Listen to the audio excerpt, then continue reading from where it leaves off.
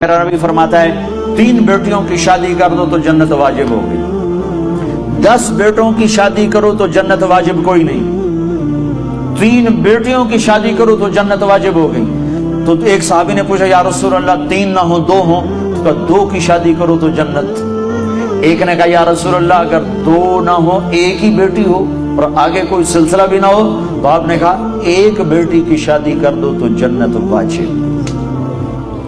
यही बहन बन जाती है, बेटी से बहन बनती है, भाई आता है। तो मेरे नबी ने फरमाया जिसको अल्लाह ने 2 बहनें अता फरमाई, 2 बहनें, और उन्होंने उसका हक अदा किया, हक कि भाई बहनों का हक मार जाते हैं, माँ बाप की विरासत में से बहनों को नहीं देते। ये ऐसे ही हराम है जैसे शराब बेचना हराम, जैसे सूद खाना हराम है, ऐसे ही बहनों का हक खा जाना ऐसे ही हराम है जैसे चोरी हराम है। ये बहनों का चोर है, उससे उसकी चोरी की जिसके साथ मिलके 1 छाती का दूध पिया, 1 थाली प्याली में खाया और पिया, 1 छत तले जिसके साथ जिंदगी गुजारी, ये उसकी चोरी कर गया है। जिसने अपनी बहनों का हक मारा उसका रिज़्क हराम हो गया। मैं अपने उस्ताद साहब की खिदमत में जिनसे मैंने तफसीर पढ़ी, शहद लेकर गया, 76-77 की बात, ब्राह्मण मरकज में ही मदरसा है, मौलाना जमशेद साहब। मैंने कहा हजरत ये शहद लाया हूँ। कहाँ से लाए हो? कहा जी मेरे अपने बाग का है। मैंने कहा मैंने खुद थोड़ा बाग में लगा था आम का। मैंने कहा जी मेरे अपने बाग का है।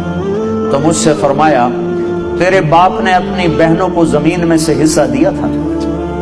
1 शहद की बोतल उस वक्त 10 रुपए की आ जाती थी। और कितना गहरा सवाल किया, ये नहीं कहा माशाअल्लाह जज़ाकल्लाह, ये नहीं कहा तेरे बाप ने अपनी बहनों को जमीन में से हिस्सा दिया था? अगर दिया था फिर तो ये शहद हलाल है, और अगर नहीं दिया था तो सारा ही हराम है, तो मैं नहीं लूंगा, ये मतलब था। हाँ भाई तेरे अब्बा ने बहनों को जमीनों में हिस्सा दिया था? मैंने कहा जी शुक्र है मेरे अब्बा की बहन ही कोई नहीं होती तो कोई ना देते।